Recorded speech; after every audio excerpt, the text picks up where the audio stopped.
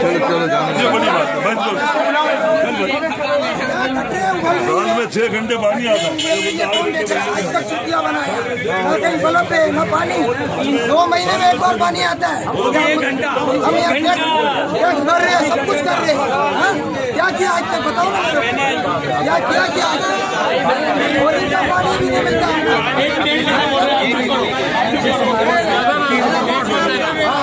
इससे पहले भी यही बोला हमको। वो बड़ा चोर का बच्चा उधर बैठा हुआ है, उसने क्या किया?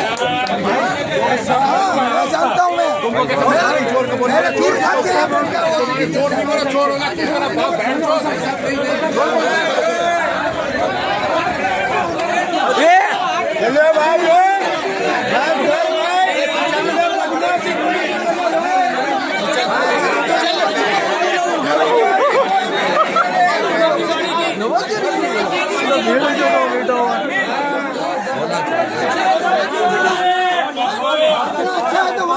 अब हम हर कुछ करेगी।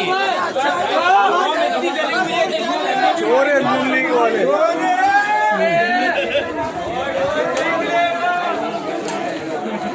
वो नवाब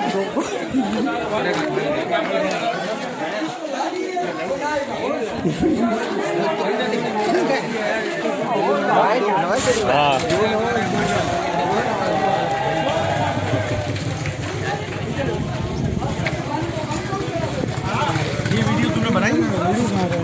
वहाँ की? हाँ नहीं।